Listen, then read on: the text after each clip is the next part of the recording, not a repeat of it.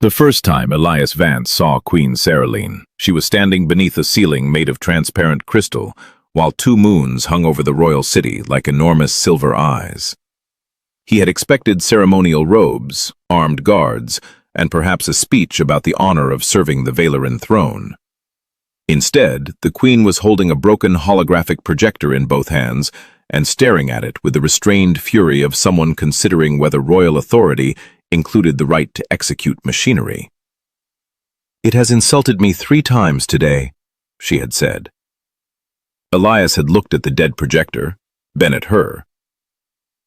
"Technically, Your Majesty, it only displayed the wrong military map." Seralyne's long pointed ears had tilted slightly backward. "It displayed my childhood portrait during a defense briefing."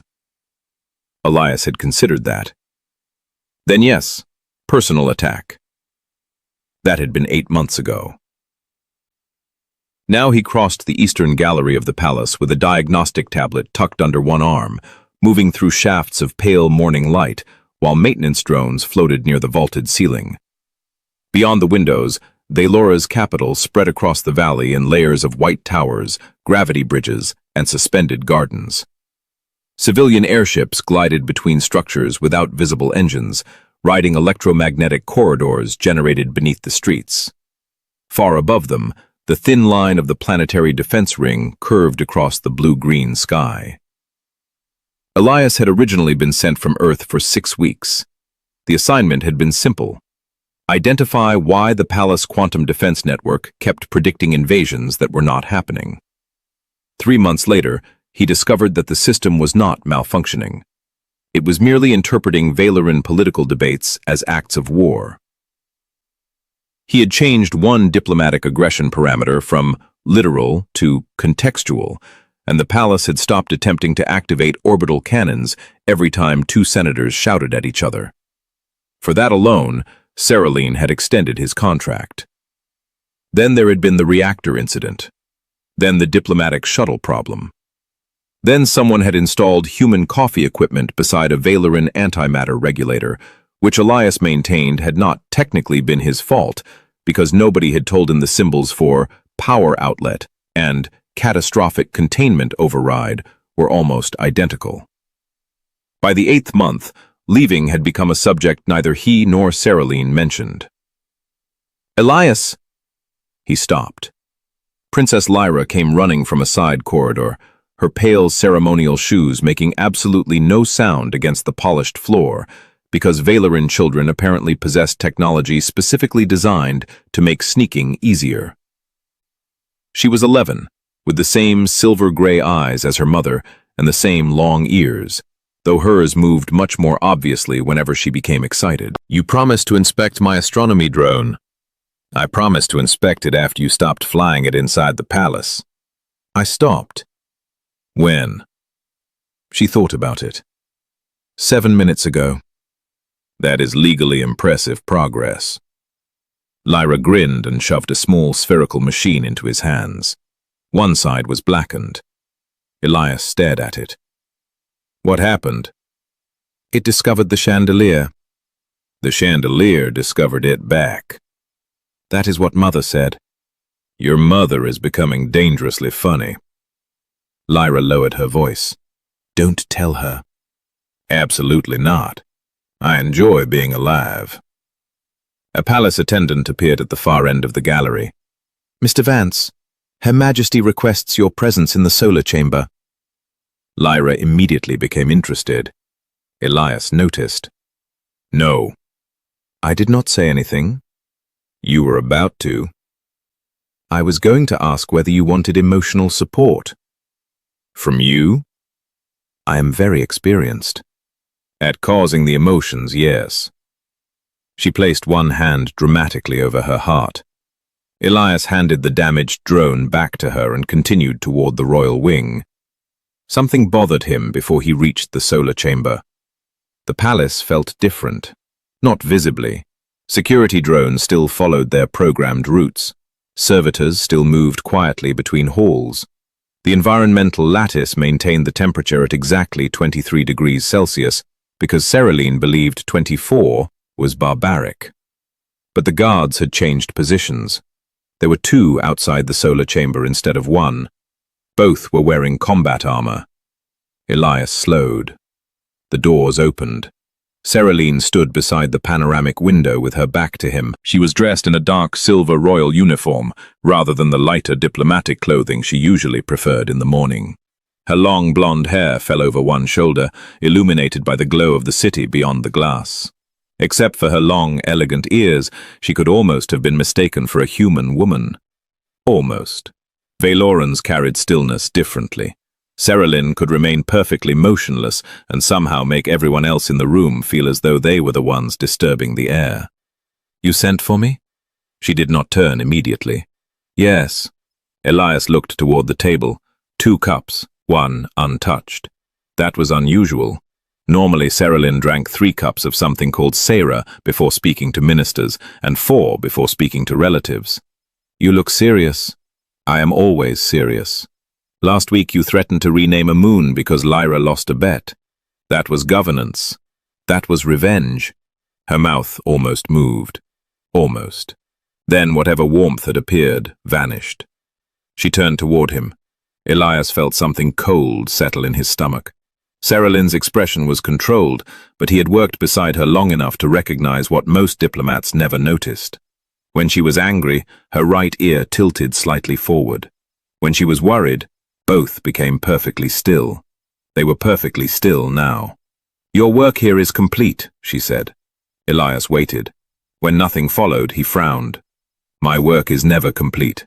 Half the palace systems were designed by people who apparently hated future generations. You have repaired what was necessary.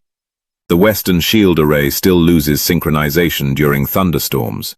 It can be handled by Valoran engineers." Elias stared at her. "Seralyne." Her eyes hardened slightly at the use of her name. "You will address me formally." That hurt more than he expected. He covered it with a small smile. "All right, Your Majesty. What happened?" "Nothing happened." "Then why are you firing me?" "I am not firing you. You're saying my work is complete, and your guards look ready to arrest gravity. That usually means something." She walked toward the table and picked up a slim data crystal.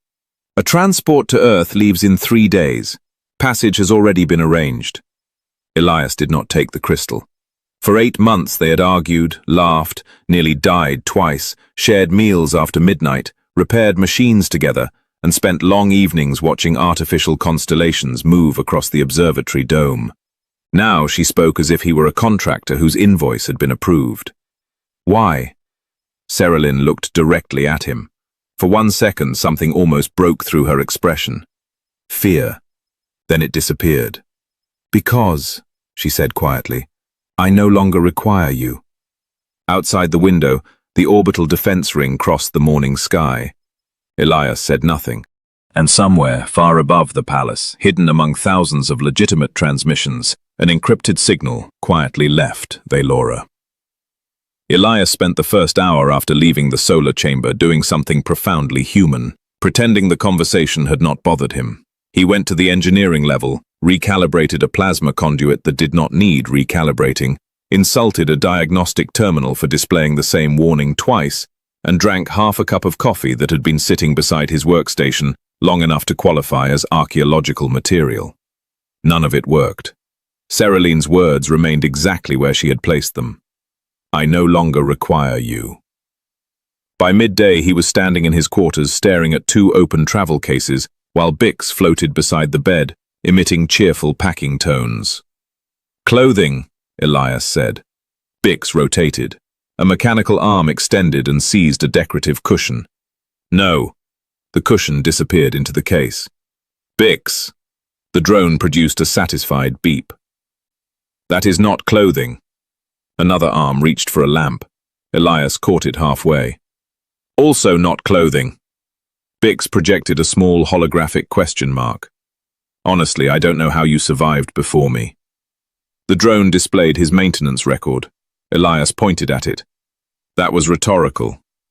He had accumulated more possessions than expected during 8 months on Valora. Books stored on crystal wafers, a ridiculous ceremonial coat Lyra had insisted he needed for palace festivals, A hand-built gravity compass from the northern provinces. 3 mugs because Seralyne kept assigning him new ones after he repeatedly left the old ones in restricted areas. He picked up the smallest mug. Across the side, in Valoran script, it read, "Human engineer, do not let near reactors." He smiled, despite himself. The door opened without warning. Lyra marched inside. She stopped.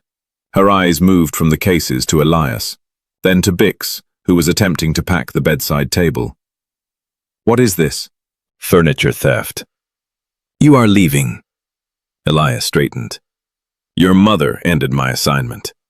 "No." That was also my first reaction. Lyra crossed the room so quickly that her long ears angled backward. "She would not do that." "She did." "You must have misunderstood." "She arranged transportation." "That proves nothing. Mother arranges transportation when she is angry." "That is a remarkably concerning family habit." Lyra ignored him. "When?" 3 days. Her expression changed. Not sadness, suspicion. Elias noticed immediately.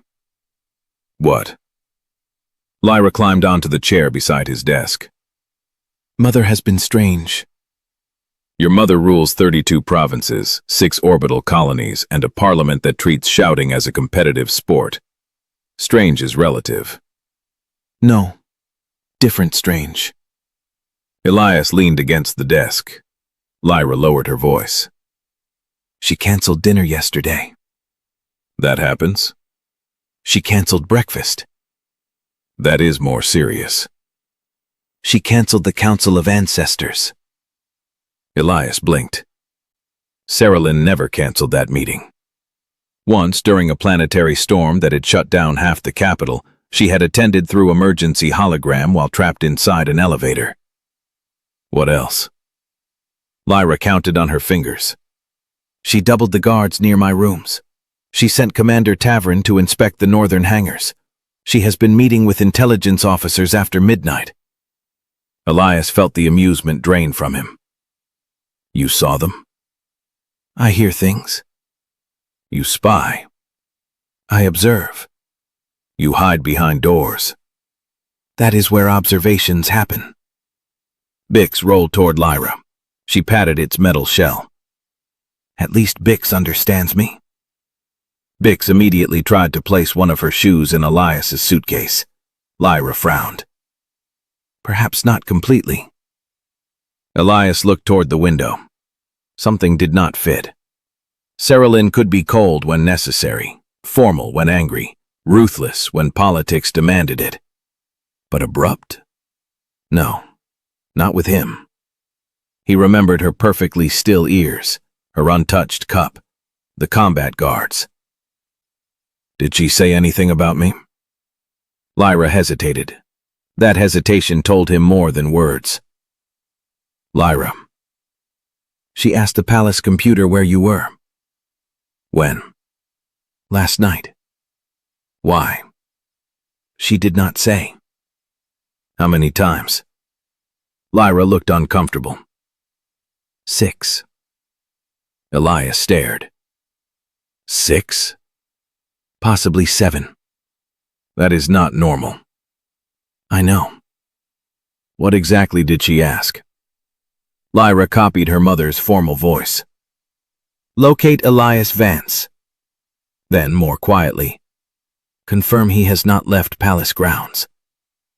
Elias turned away. A cold thought entered his mind. Someone had frightened her. Meanwhile, 3 levels above, Queen Seralyne stood alone inside the restricted communications chamber.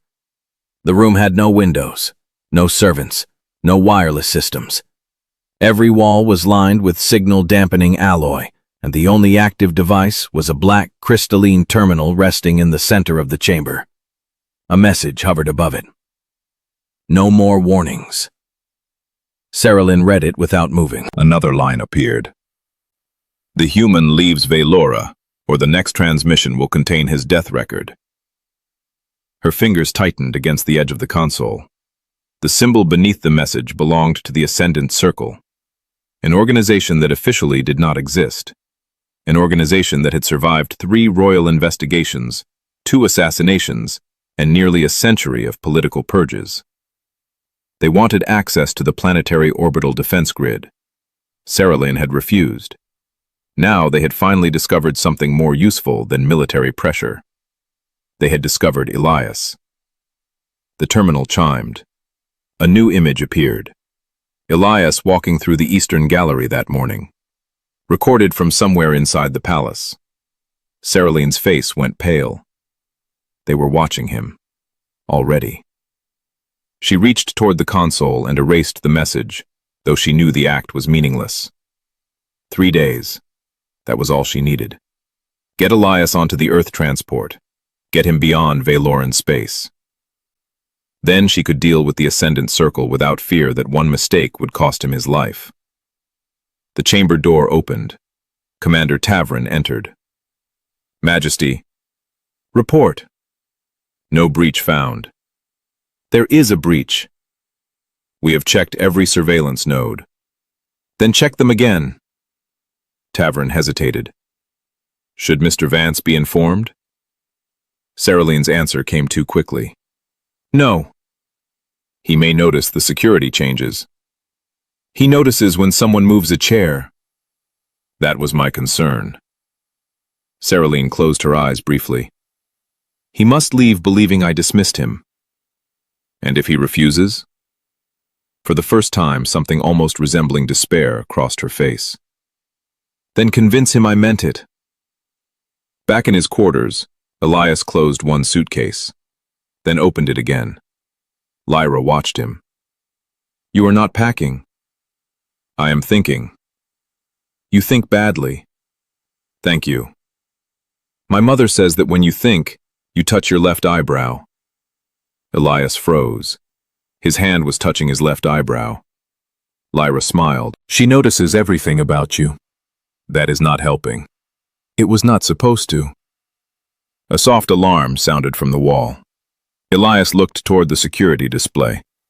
For less than 1 second, an unidentified signal flickered across the palace network, then vanished. Bix emitted a warning tone. Elias stepped closer. Did you catch that? The drone projected a fragment of encrypted code. Unknown origin. Internal transmission. Royal security channel. Elias stared at it, then at the half-packed room. Bix. The drone beeped. Unpack. Lyra grinned. Bix immediately removed the decorative cushion, then packed the lamp. Elias sighed. We are going to need a smarter rebellion. By the time the artificial dusk settled over the palace, Elias had unpacked exactly half his belongings and repacked the other half badly enough that Bix had given up trying to interpret his intentions. The drone hovered near the ceiling with its mechanical arms folded inward, displaying the universal posture of a machine that had decided its owner was beyond repair. Lyra had been removed from the engineering wing by 2 patient attendants after she attempted to declare Elias's quarters an independent territory under princess protection. Her final argument had been that royal law technically allowed emergency sanctuary. Elias had pointed out that emergency sanctuary did not apply to engineers avoiding awkward goodbyes. Lyra had replied that it should. The summons arrived at 2140 palace time. Formal farewell. Solar chamber. Elias stared at the message until the words began to feel insulting. Very subtle, he muttered. Bix beeped. No, I am not wearing the ceremonial coat. Bix projected an image of the coat.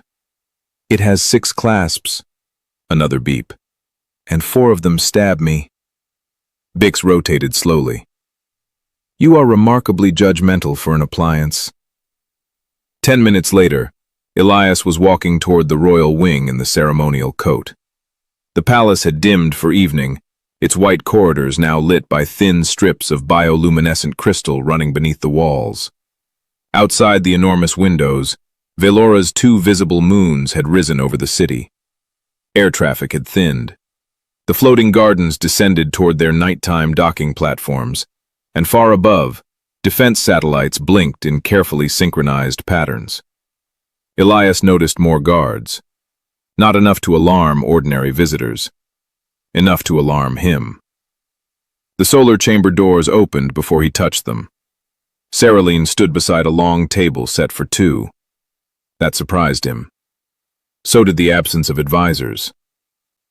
She wore a dark blue royal gown woven with metallic fibers that caught the moonlight like faint stars. Her long blonde hair had been left loose, and the severity of the room only made her seem more human than royal. Her long ears, normally decorated with small silver chains during formal dinners, were bare. Elias stopped a few steps inside. "You look like someone scheduled a funeral and forgot to tell me who died." Seralyne's eyes narrowed. "Must you make jokes about everything?" "No, only things that are obviously uncomfortable." "That explains much." He almost smiled. So did she. Almost. The doors closed behind him. Dinner appeared through a silent molecular service system embedded beneath the table.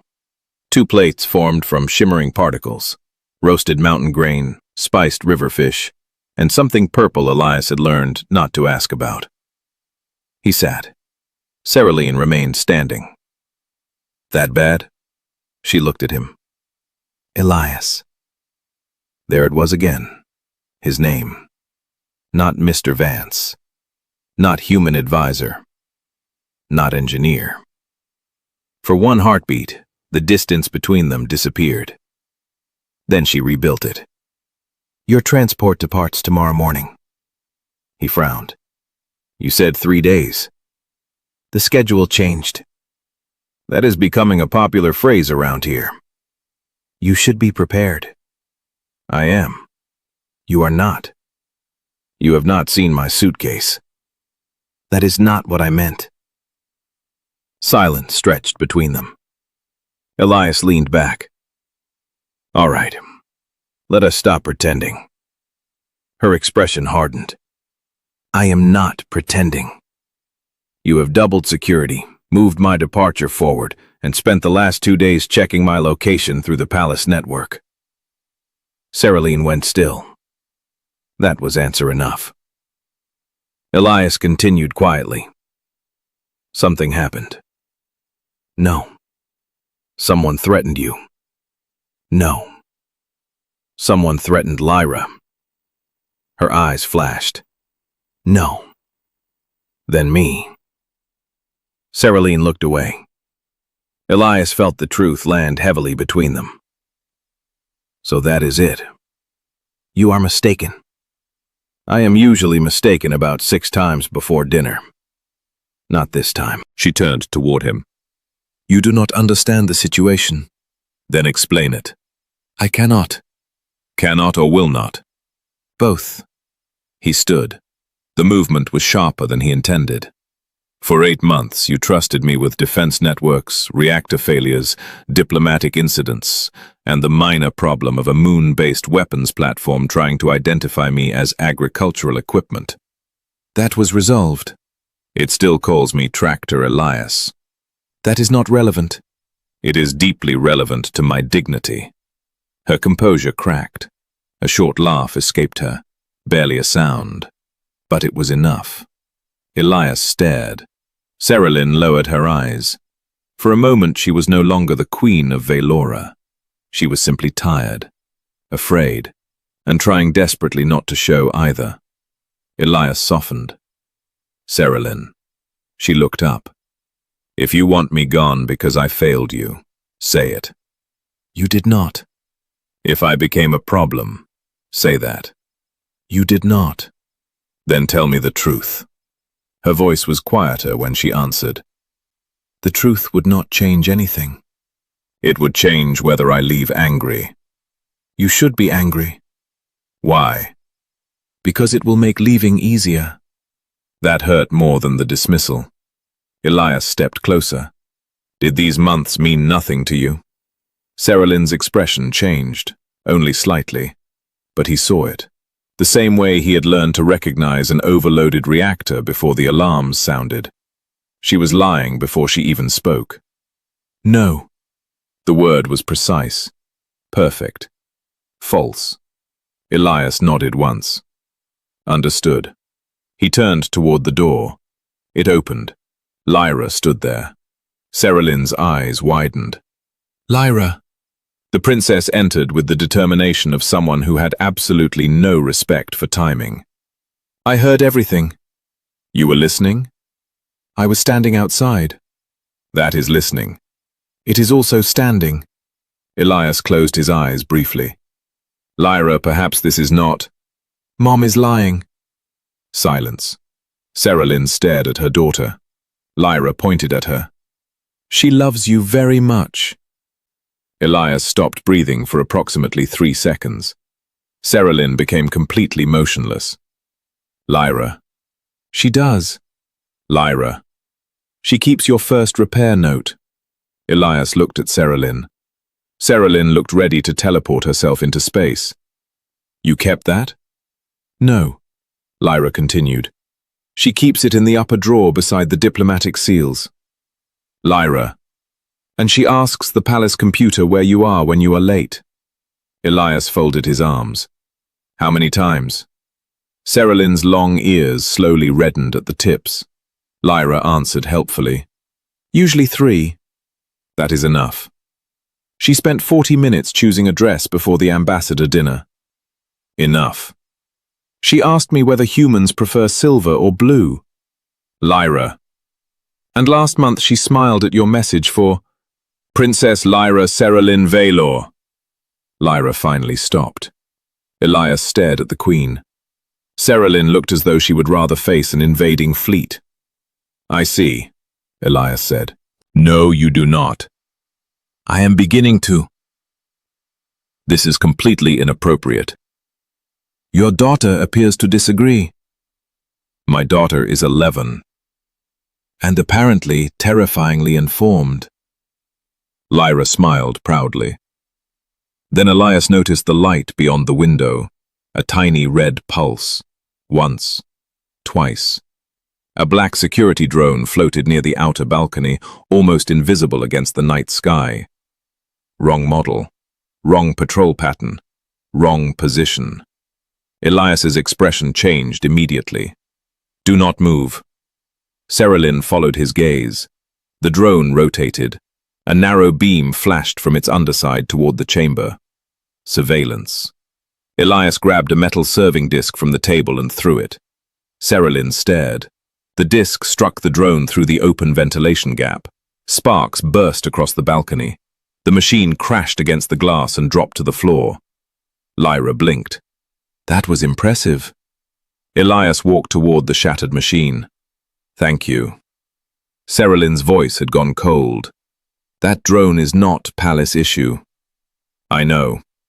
Elias crouched beside it. A fragment of encrypted data flickered across its broken core. One symbol appeared before the system died. A black circle crossed by 3 silver lines. Seralyne's face lost all color. Elias looked up. You recognize it? She said nothing. Lyra's smile disappeared. The humor left the room with it. Elias rose slowly. Now, he said, you are going to tell me why someone is spying on your farewell dinner. Seralyne did not answer immediately. She crossed the chamber in 3 measured steps, pressed her palm against a hidden panel beside the window, and sealed the room. Transparent crystal darkened to opaque black. The ventilation system shifted into isolation mode. Even the decorative lights dimmed until only the table and the broken drone remained illuminated. Elias watched her without speaking. Lyra, for once, did the same. You two are making this very dramatic, Elias said at last. Seralyne turned. Because it is dramatic. Good. I was worried I had misread the atmosphere. She gave him a look that might have killed a less experienced man. Elias folded his arms. Talk. The Queen's composure held for another second, then fractured quietly. The symbol belongs to the ascendant circle. Elias glanced at the ruined drone. Sounds friendly. It is not. They never are. Secret political organizations should consider better branding. Lyra whispered. Think it sounds impressive. Seralyne pointed toward the side door. You should not be here. You already said you love him in front of me. I did not say that. Your face did. Elias cleared his throat. We can return to the catastrophic embarrassment later. Seralyne closed her eyes briefly, then activated the central table. Dinner vanished into the molecular field and was replaced by a holographic map of Velora. Orbital stations appeared above the planet in bright white rings. The Ascendant Circle began as a noble coalition nearly a century ago. They believed the throne surrendered too much power to provincial councils and foreign alliances. Elias studied the map. And humans? They consider Earth influence contamination. Charming. 3 weeks ago, they demanded access to the orbital defense network. You refused. Immediately. Seralyne touched the hologram, and several defense platforms turned red. The network controls atmospheric interception, planetary shields, and 26 autonomous weapon stations. Elias whistled softly. So basically everything you do not want angry aristocrats touching. Exactly. I knew we would eventually agree on politics. Seralyne ignored that. A message appeared above the map. No more warnings. The human leaves Velora, or the next transmission will contain his death record. Elias read it twice. Lyra moved closer to him without realizing it. His humor disappeared. When did you receive this? Yesterday. And the images? Seralyne summoned another file. Pictures of Elias appeared one after another, walking through the eastern gallery, repairing a reactor conduit, sitting beside Lyra in the garden, leaving the engineering wing late at night. Every image had been taken from inside the palace. Elias felt his jaw tighten. They have someone here. Yes. And you thought sending me home solved that? It removed you from their reach. Assuming they politely stopped at the planetary border. Earth space is heavily monitored. So is this palace. Seralyne flinched at that, and Elias immediately regretted the sharpness in his voice, but not the point. You should have told me. I was trying to protect you. By lying to me? By making certain you left. You do realize humans have a cultural tendency to become more stubborn when someone says leave for your own safety. Lyra raised her hand. I have noticed that. Seralyne's ears twitched in irritation. Elias stepped closer. You decided for me. Because I could not risk asking. That is not protection. That is control. Her eyes hardened. I am a queen. Control is occasionally part of the job. Not over me. Silence hit harder than shouting. Seralyne looked away first. When she spoke again, her voice was lower. You are correct. Elias did not expect that. Neither, judging by Lyra's expression, did she. I was afraid, Seralyne said. There. You wanted truth. Elias softened. Afraid of losing political control? No. She looked directly at him. Afraid of losing you. The room seemed suddenly smaller. Lyra smiled. I knew it. Seralyne's head turned sharply. Not now. This is exactly when. Lyra. Elias rubbed his face. Your daughter has the timing of an orbital strike. Thank you, Lyra said. That was not praise. The broken drone suddenly emitted a weak pulse. Elias dropped to one knee beside it. A secondary circuit had survived the impact. He pulled a diagnostic tool from his belt and connected it to the core. Strings of encrypted Veloran code spilled across the display. Interesting. Seralyne came beside him. What? This drone did not transmit externally. Then where? Into the palace network. Her expression changed. Elias enlarged the routing trace. The signal had passed through 6 legitimate security relays before vanishing behind royal encryption. Whoever is watching us has internal clearance. Seralyne's face became cold again, but this time the cold was directed outward. How high? Elias worked faster. The drone resisted access, trying to burn its own memory. He bypassed the failsafe with a human engineering trick involving 2 crossed contacts and what Valoran manuals would have called an irresponsible voltage spike. The core sparked. Lyra jumped. Was that supposed to happen? Mostly. Mostly? Engineering is a confidence-based profession. A final fragment opened. Orbital alignment. T41 hours. Authorized transfer pending. Elias stared. That is not surveillance. Seralyne understood immediately. They are preparing something.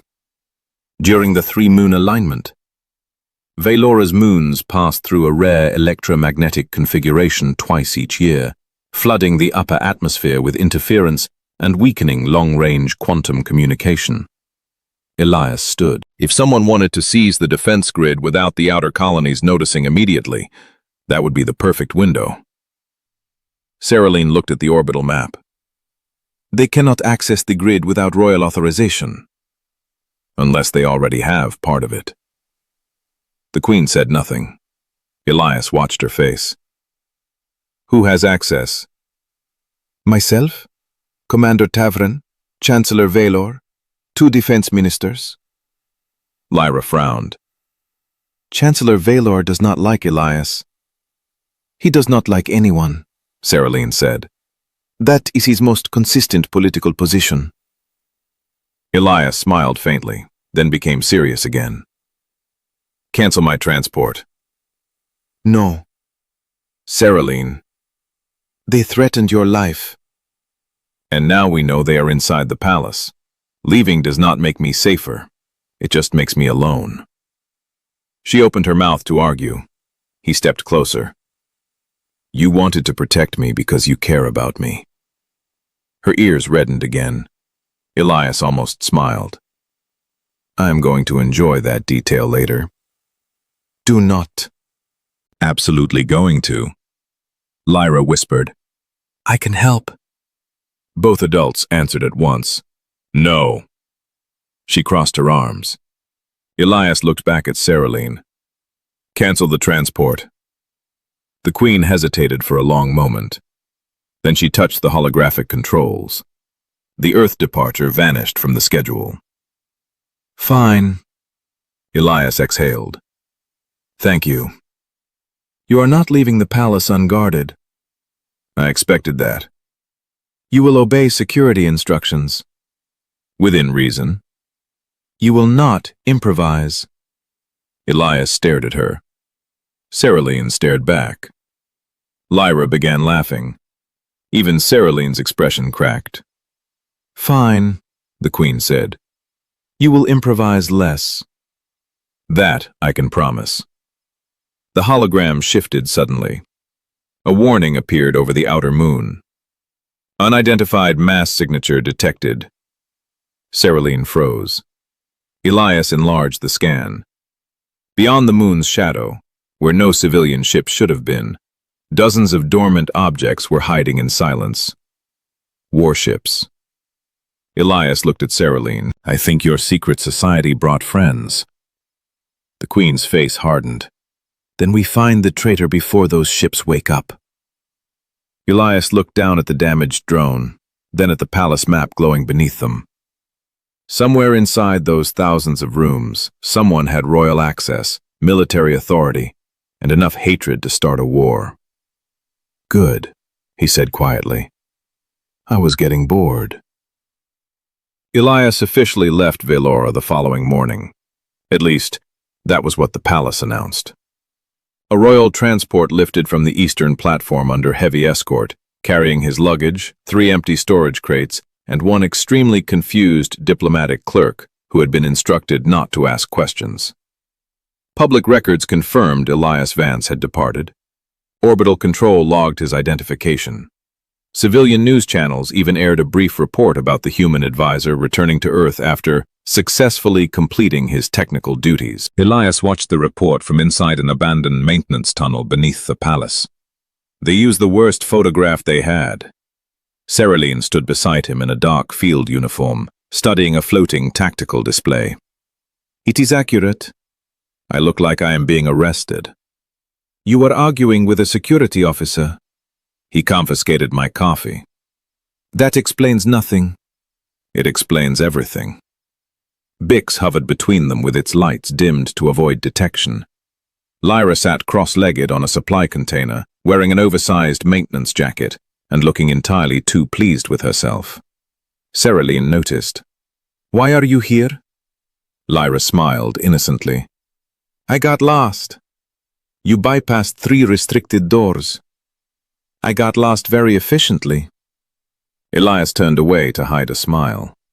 Seralyne pointed toward the tunnel entrance. Back to your quarters. But now. Lyra stood slowly. I am Chief Secret Operative. You are 11.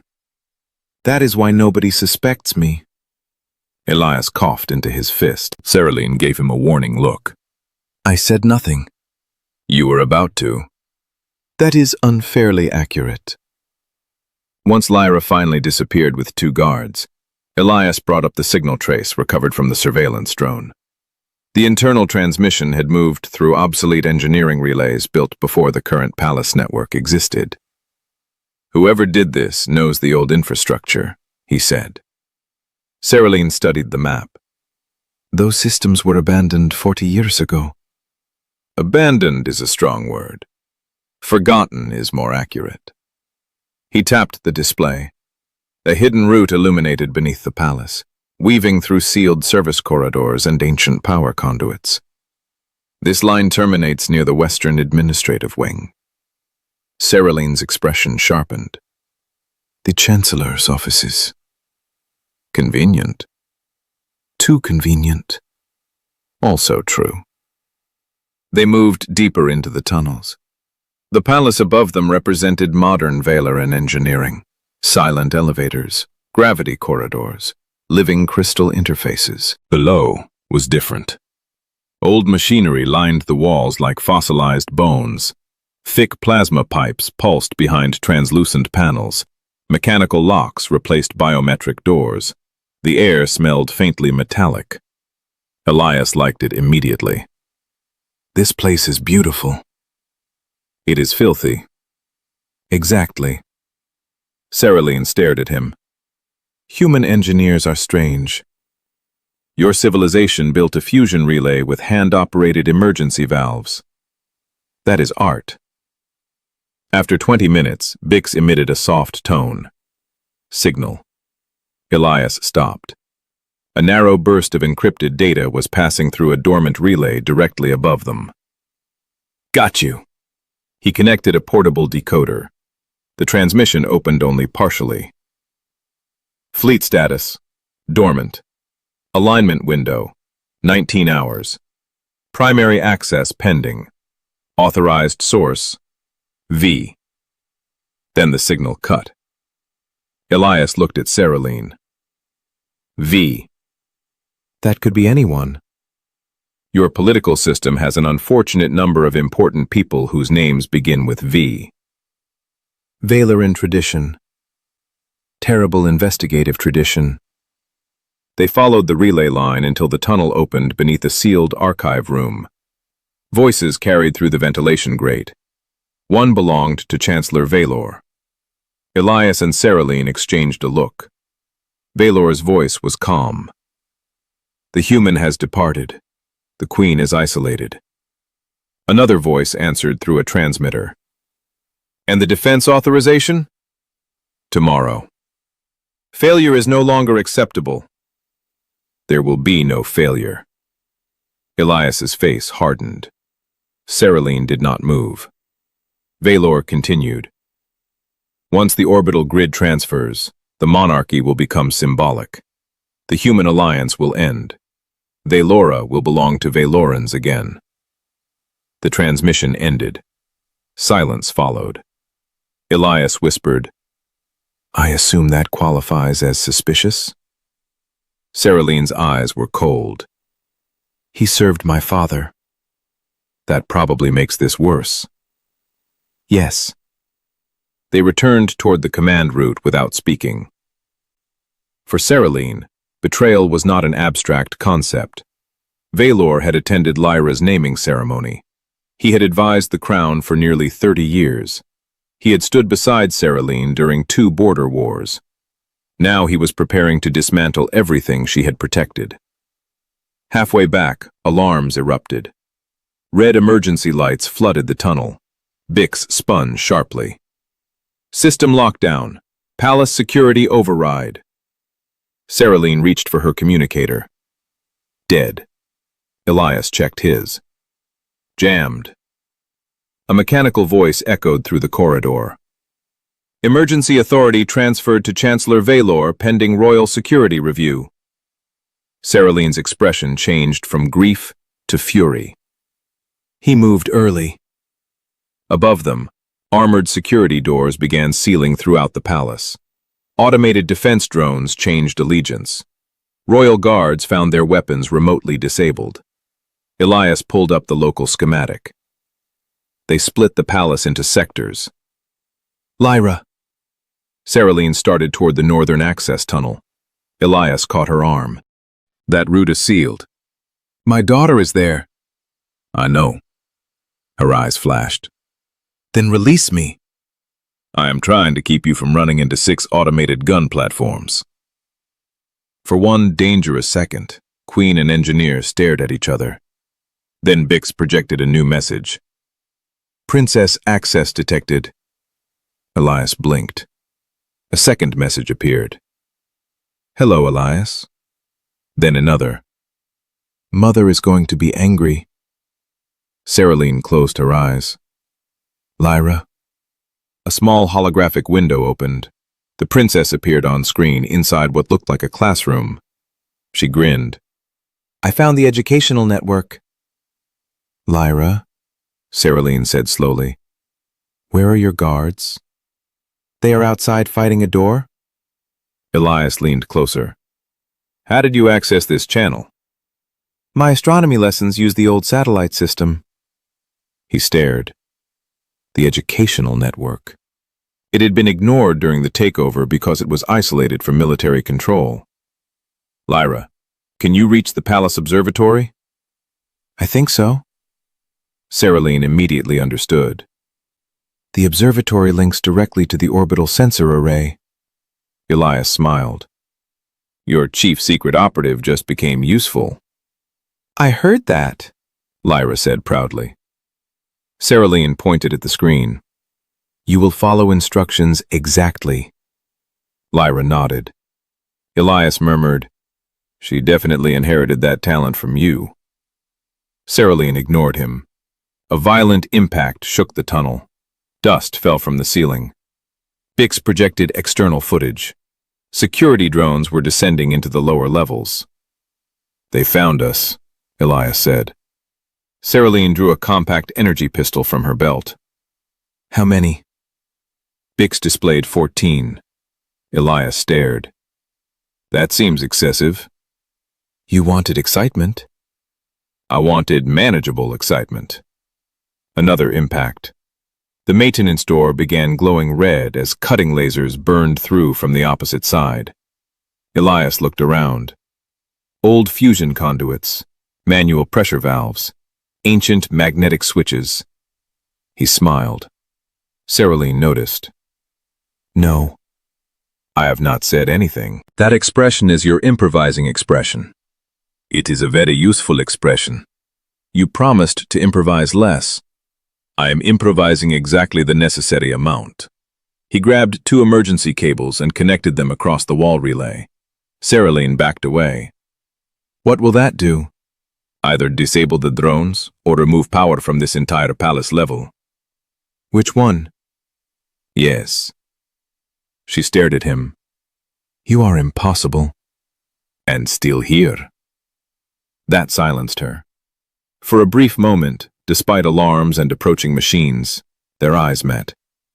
Then the door exploded inward. Elias slammed the cables together. Blue-white energy tore through the ancient conduit. Every light went out. The drones outside crashed simultaneously. In the darkness, Bix emitted one satisfied beep. Elias smiled. See? Seralyne's voice came from beside him. You also disabled the elevators. Minor detail. The command center is 90 floors above us. Elias paused. That is less minor. Far above, hidden beyond the outer moon, dozens of dormant warships began receiving activation signals. Elias discovered that climbing 90 palace levels through an emergency maintenance shaft was an excellent way to reconsider every decision that had led him to Velora. By level 12, his legs hurt. By level 26, he had developed a personal hatred of vertical architecture. By level 41, Queen Seralyne was still climbing without complaint, which Elias considered either admirable or deeply suspicious. You do realize, he said between breaths, that civilized species invented elevators for a reason. Seralyne looked down from the ladder above him. You disabled them. I prefer to think of it as temporarily liberating them from responsibility. Bix floated beside the shaft wall using emergency thrusters, entirely unaffected by gravity and therefore intolerably cheerful. Elias glared at it. Do not beep at me. Bix beeped. Seralyne almost laughed. Almost. Then Lyra's voice crackled through the educational network transmitter attached to Elias's wrist. Elias? He stopped climbing. I am here. I reached the observatory. Seralyne's expression changed immediately. Are you safe? Yes, mostly. Lyra. There are only 2 drones outside. That is not safe. They cannot open the astronomy doors. They are very old. Elias nodded approvingly. Finally, outdated technology saves civilization. Seralyne continued upward faster. Can you access the orbital sensor array? I think so. A pause. Then Lyra added, There are many buttons. Elias closed his eyes. Do not touch the red ones. There are 17 red ones. Of course there are. They reached a service platform at level 48 and forced open a maintenance hatch. The corridor beyond was dark. Emergency lighting pulsed along the floor. A royal guard lay unconscious beside the wall, armor locked by remote command. Seralyne knelt and touched the soldier's neck. Alive. Elias opened the armor panel and bypassed the control lock. The suit released. The guard inhaled sharply. Majesty. Can you stand? Yes. No heroics, Seralyne said. Elias looked at her. She noticed. What? Nothing. You are smiling. I enjoy hearing queens discourage heroics. Only when they are inconvenient. Ah, there it is. The guard informed them that Velor controlled the central command chamber and most of the palace defense systems. Several loyal units had barricaded themselves in the eastern wing, but communications were nearly impossible. More troubling was the orbital grid. The hidden fleet beyond the moon had awakened. Elias brought up the fragmentary sensor feed. Dozens of warships were emerging from darkness. No identification, no civilian transponders. Weapons charging. Seralyne stared at the display. If they reach high orbit, the defense network will challenge them automatically. That sounds useful. Unless Velor controls the network. Elias understood. He can make your own stations fire on loyal ships. And cities. Lyra's voice returned. I found something. A holographic diagram appeared from the observatory. The orbital grid was being fed new authorization keys. 3 matched Velor's military clearance. 1 did not. Elias enlarged it. Royal override. Seralyne went still. That is mine. You authorized nothing. No. Then he cloned your biometric signature. That should be impossible. Elias gave her a look. We are having this conversation while hiding from a secret noble army controlling autonomous warships. Fair point. They resumed climbing. At level 63, the shaft doors opened by themselves. Elias froze. Commander Tavern stood on the other side with 6 armed soldiers. Seralyne raised her pistol. Tavern raised both hands. Majesty. Elias whispered, "This would be an excellent time to establish whether he is evil." "I can hear you," Tavern said. "Good. Saves time." Seralyne did not lower her weapon. "Explain." Tavern tossed a small data crystal toward them. Elias caught it. "Valor attempted to arrest me 20 minutes ago. I escaped with loyal guards." Seralyne studied him. "You had defense access." "Yes." "You could have assisted him." "If I had, you would already be dead."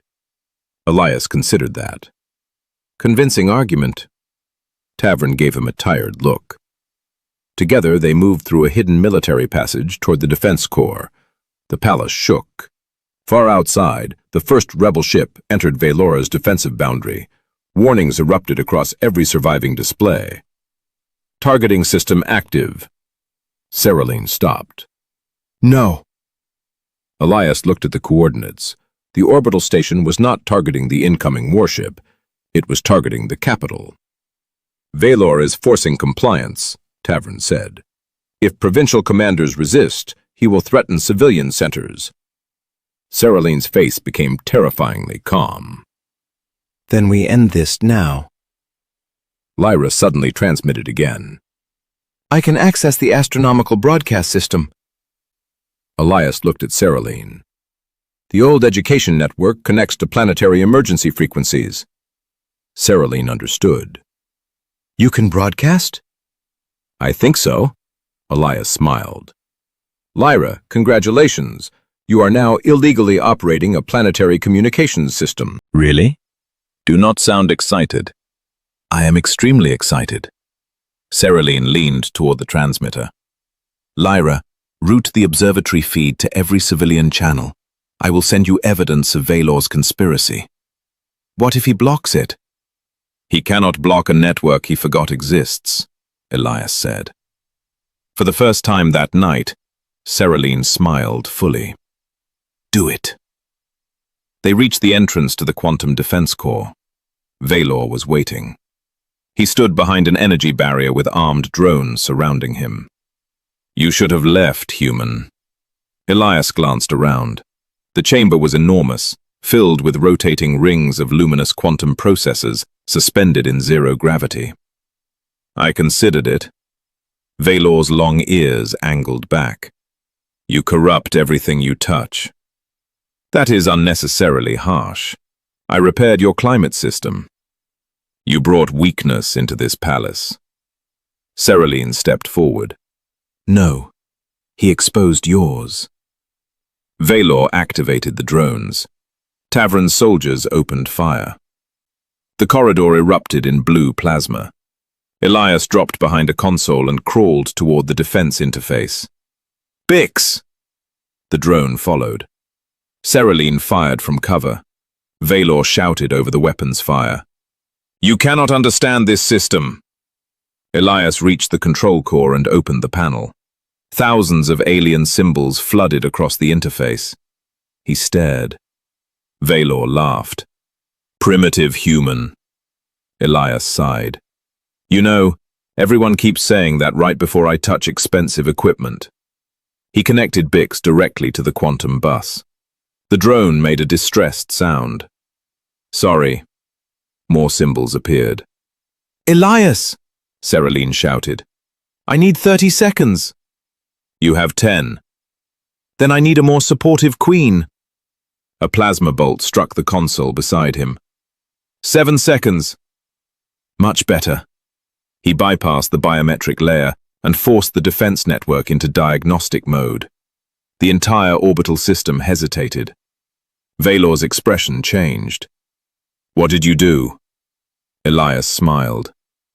"Made your fleet a maintenance problem."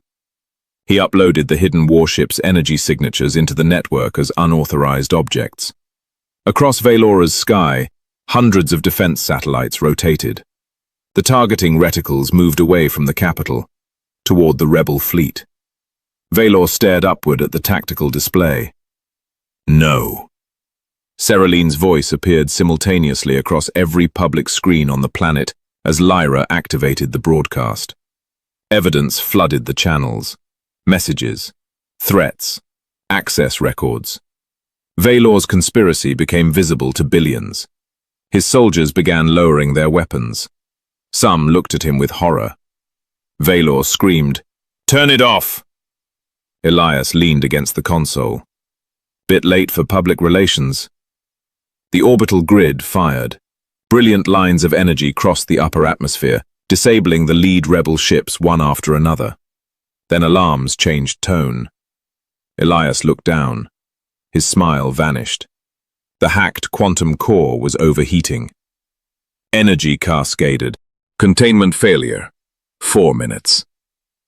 Seralyne saw his expression. What? Elias stared at the rapidly rising numbers. We won. That does not sound like winning. It is a complicated version.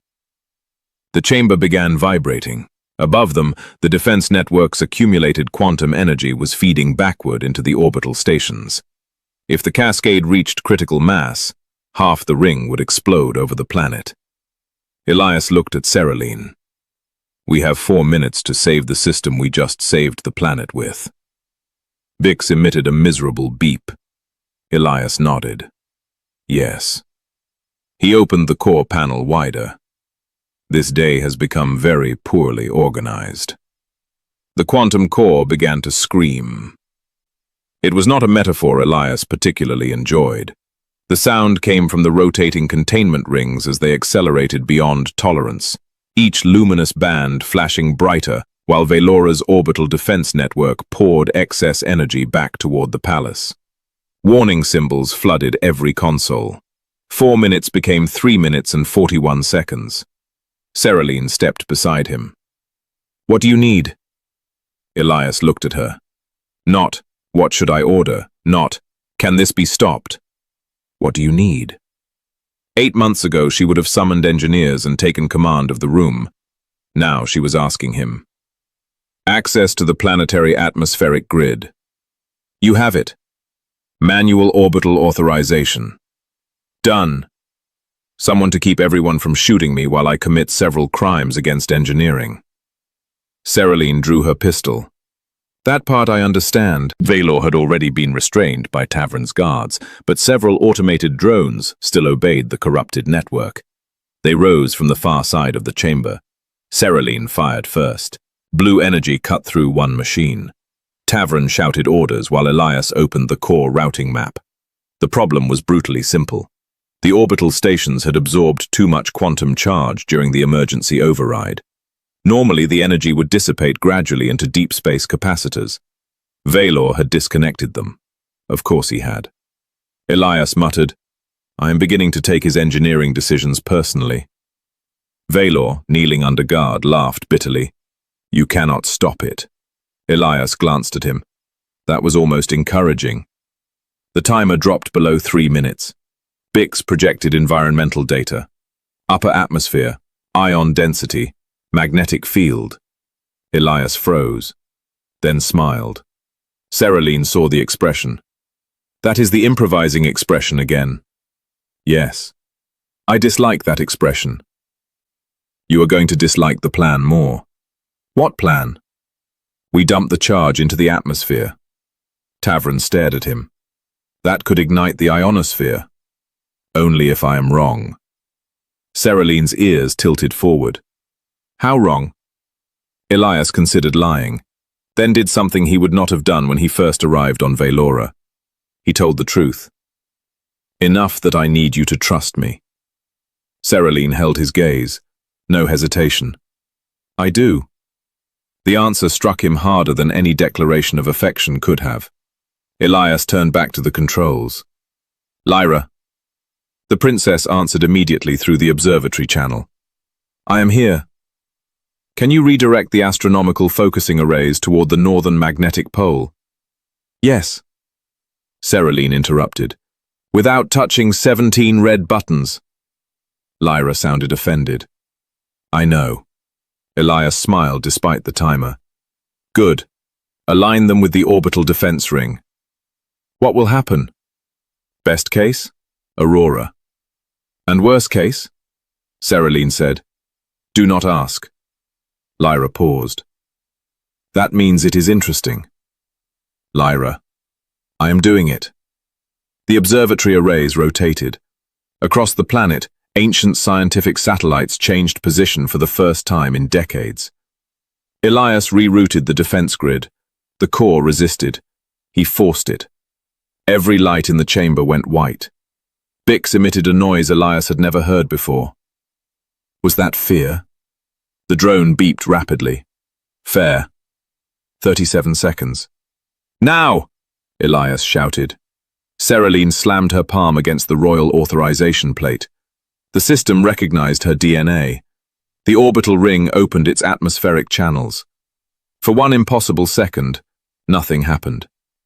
Then the sky caught fire. Not destruction. Light.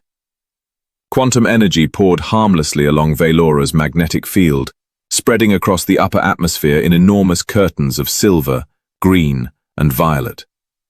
The aurora expanded from horizon to horizon, bright enough to turn night into a strange, artificial dawn. The timer stopped. Containment stable. Elias stared at the words. Did we? Bix beeped. Tavern exhaled. Seralyne lowered her weapon. Yes, she said softly. We did. Only then did Elias realize his hands were shaking. He sat down on the floor. Seralyne looked at him. Are you injured? No. You are sitting. I have recently climbed 90 floors, started a coup against a coup, hacked a planetary weapons network, and nearly set the sky on fire. I am taking a professional break. She laughed. Not the restrained royal laugh he had occasionally extracted from her. A real one. For the first time since he had known her, Queen Seralyne laughed while her crown was crooked, her hair was disordered, and half the command chamber was smoking. Elias thought she had never looked more beautiful.